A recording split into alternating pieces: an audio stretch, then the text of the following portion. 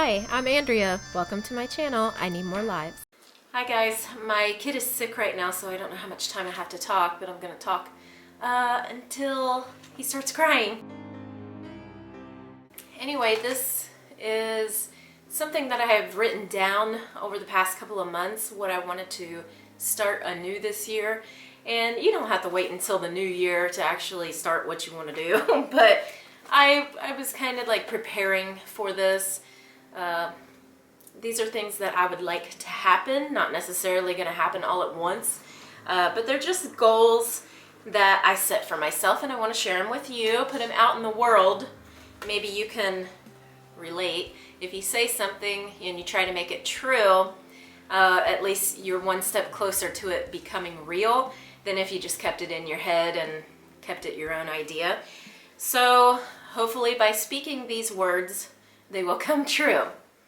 Okay, I have, I think, like 10 or 11 things that I want to work on this year. The first one is exercise 3 times a week for 30 to 40 minutes each time. So far that has been doable. Since the baby's been sick, I'm letting him like lay on the couch and veg out with TV. I put a couple of movies on, and today we actually watched The Prince of Egypt, and the entire time that he was watching that, I was actually doing my Leslie Sansone with squats in between. So that's a long time. I think it was like a 90-minute movie. So the entire time it played, I was doing that, and I did that this morning. And I'm doing my workout with the video games. It's not 40 minutes. It's anywhere from 20 to 30 minutes, really, is what we're doing with that. I have a lot of goals that are like related to health, but not so much related to weight. So I want to address those too this year. One is to stop picking. I don't nitpick on my husband. What I mean is like picking on my face, biting my fingernails, which is number 2. I pick my pimples, I pick at my teeth, I have to pick at my hair. You know, if I have dead ends, I'll pick them. I'm a picker. I have to pick. And my husband has been like stopping me from picking. It's really a bad habit. It's caused scars on my face. One thing that I'm working on this year is to stop picking. Okay. The second one is to stop biting my fingernails. I mean, it's caused by stress and anxiety, basically. So what I can do to stop that is the third goal for this year is to meditate 1 time a week. I can't get a whole lot of time to myself. Like, I don't think I get any time to myself. Maybe when Hadar takes the baby out to the playground or something. But during that time I'm working, you know, I'm trying to get something done. I'm always behind on everything. Even when I try to get ahead, I end up falling behind. So one thing I need to do is like take that time for myself, 15 minutes a week in a dark room with my own thoughts, nobody else talking in my ear. You know, I'm not connected to internet or anything. I'm by myself, just being by myself and thinking and letting stuff go, letting it go, so I can lessen my anxiety. Okay, this one goes along with meditating, but I don't want to do them together. I want them to be separate.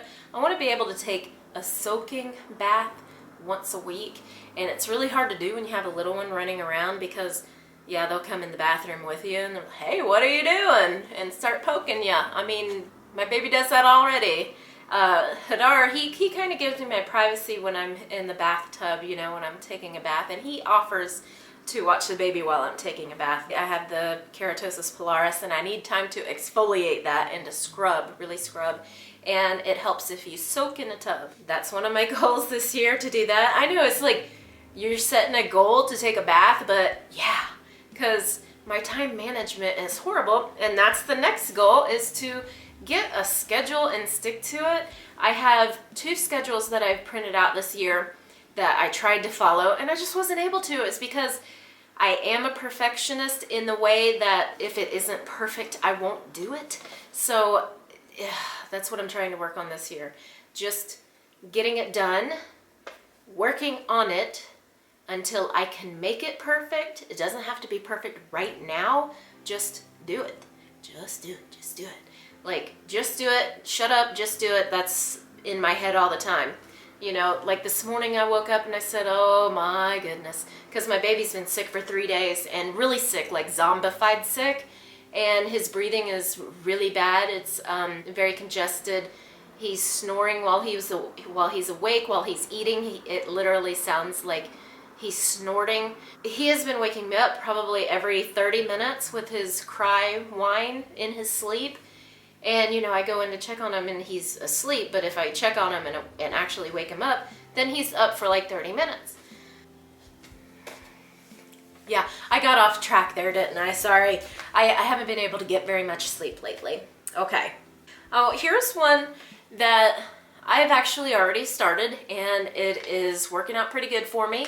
It's fasting once a week. Somebody asked me, are you water fasting? No. Yes, I am water fasting. I'm not eating anything, but in the morning I do have my coffee. So to answer your question, yes, I do have my coffee in the morning. Sometimes I put butter and coconut oil in it. Sometimes I only put cream. So if I put butter and coconut, it's like 2 tablespoons of that. And if I put cream, it's like 1 tablespoon for a very large glass of coffee. And sweetened with stevia, you know, I don't have any sugar.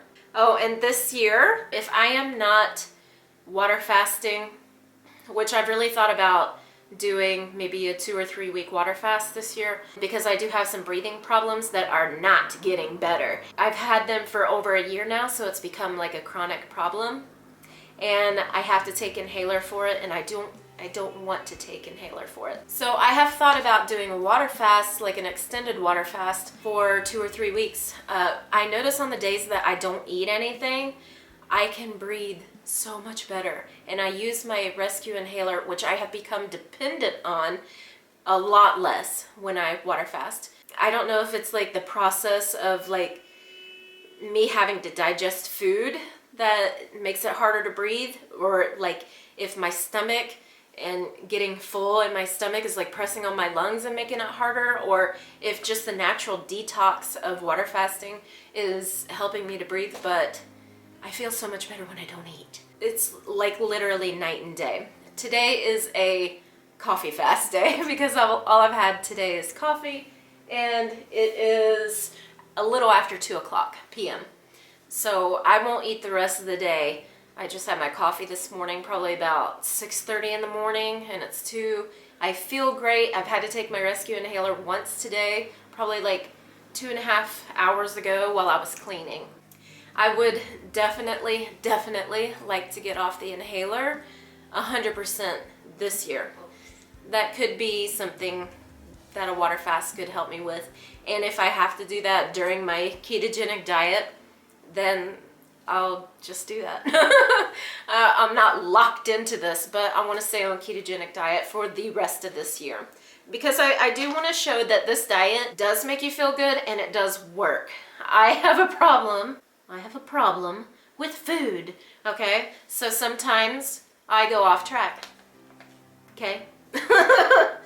All right, so for 2 days a week, and I'm not suggesting that anybody do this, especially if they have like issues with food or like issues with an eating disorder in the restrictive sense. I have an eating disorder where I like to binge, and I need more of it, and I need to be full because of, I just need it. It's an addiction. It's a eating disorder, okay? I have to be full sometimes. So sometimes I will go ahead and like on a ketogenic, it's hard to explain. Sometimes I just need to feel full, very full, okay? And then I'm done. So if I can do that sometimes and overeat sometimes on one thing, meat, butter, whatever, if I'm overeating on that and I get full to the point of, gosh, I don't want to do that again, because your mind forgets when you're a food addict. You know you're going to feel bad, but it's almost like you want to feel bad. So you can, I don't know.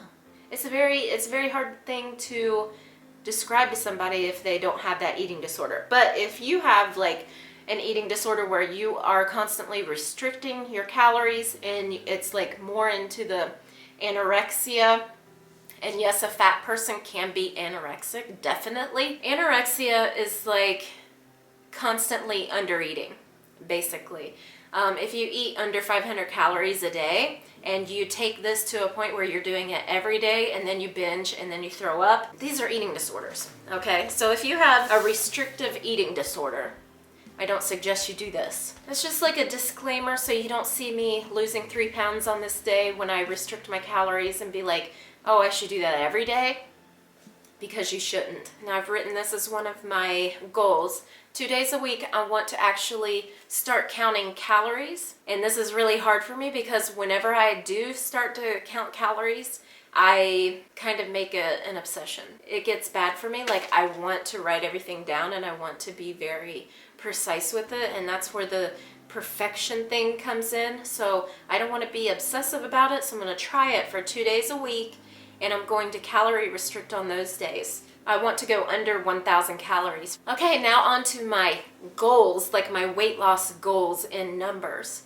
I want to lose 75 pounds this year. I definitely know that it's possible to lose over 100 pounds in a year, but I want to lose 75 this year. 75 will get me lower than I have ever been, ever.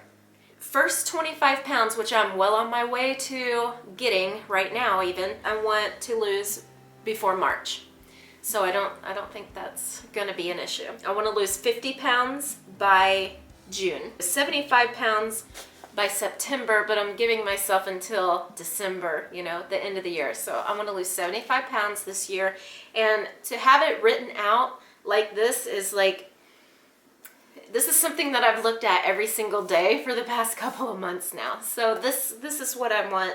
You know, I can see my goal. It's written down in front of me. Okay, so when I do reach 75 pounds, I just want to maintain it for the rest of the year. That's going to be, you know, something that's really hard because maintaining is almost as hard as losing. So I think that's a good goal to lose 75 pounds and then maintain it from like September to December. I think is going to be a really good goal for me.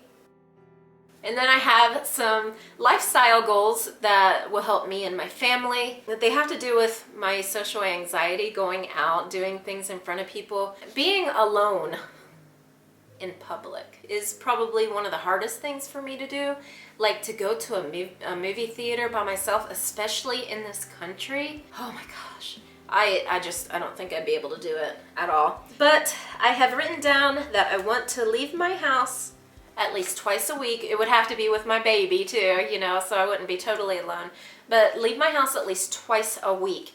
I think the more that I was going out this year, the easier it was for me to do it. I go into like this zone where I'm a zombie and I just put a wall around me. I don't want to do that. I want to experience what I'm doing while I'm out, you know? When I get home, I kind of forget what I did when I went out. Maybe if somebody started up a conversation with me, because they do here a lot. I've walked down the street and people will start a conversation with me, especially when you carry a baby with you. I don't know. Babies are a magnet to people on the street here. Literally, they will pick your baby up and start talking to you. So I want to like be more mindful and present when I'm out. I want to break that wall that I put up, my zone. I want to break out of that. I just want to experience more the feeling and being more open, you know, while I'm out. We've had some money issues recently, and my husband may lose his job in the squadron that he's in, and we may have to move this year.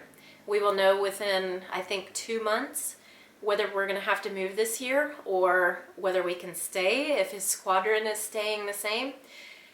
So we will have to move to a different town, like altogether, if this happens, near the base. So that's put a lot of strain on me and my husband. I have been looking up recently things for us to go out and do that are free, that don't cost any money, but it's like a way for us all to connect as a family, to go out and do while being active as well, because we'll be outside and like doing things. And so I have looked that up. been doing a lot of research on that actually. So we can go out and have fun. And I want to do this like at least once a month is what I wrote down. So I think that's pretty doable, even with the gas prices being really high right now. So actually they've come down, but it's still way higher than American prices. Crazy high. This one is like a fun little goal for me and my family. I want to go camping 3 times this year. We have to wait until it gets springtime or summertime, you know, so it warms up because it's pretty chilly out here now. But these are goals that they're going to help our lifestyle. They're going to help us be more grateful for living in a house with running water and electricity. And I think it's good to be a little shocked into forced inconvenience. When I came here, I was forced into inconvenience, seriously forced into it. And I have had to do things the hard way, and I so greatly appreciate like everything that I had before, you know, in the States. Even now, I'm blessed. You know, we have a roof over our head, we have running water, we have electricity. I can turn the heat on and the air conditioner on now if I want to. I'm able to wash my clothes in a washing machine. You know, I don't have to wash them by hand. I just want to be more grateful this year of things like that. Speaking of grateful, because I have had so many nice, wonderful viewers. I mean, you guys have like stuck with me for years now. I don't know if you realize that, but you've been around here for years. I looked up some of you, how long you've been subscribed to me, and it's like literally since the beginning. And you're still commenting on my videos, and you're still asking me how I am, and we still are in contact with each other. I feel like I'm about to cry. I don't know, I have never experienced friends like that, I guess. So I would like to have a couple of giveaways this year of products that I really like and have improved my health and the way I feel and stuff that we use all the time. So I would like to like gather that up. I do try to answer everybody's comments. It's really hard. It's really hard. I thank you guys so much for sticking with me, and I do try to answer everybody's comments. I really do. Like, sometimes I lose sleep over not answering comments, but I really do appreciate all you guys' support and encouragement through everything. Just like, y'all are awesome. Truly. No words for that. It's just mind-blowing, basically. Life-changing. This year is about focusing on positive for me at the point where I'm just able to let a lot of things go. You can't orchestrate someone to act a certain way towards you or like you. For a lot of you guys just to like me for who I am and not because I've lost a whole bunch of weight or because I'm like successful in something, because let's face it, I've been very successful in weight loss and I've been very failure in weight loss. So for you guys to like me, even though I've failed a lot, that means a lot to me, and I really appreciate you guys. So those are my goals this year, and I hope that I do not let anybody down. I hope I don't let myself down or my family. I wish you guys a lot of success this year in your goals and your health goals especially, and cheers to 2015. Thank you for watching. Bye.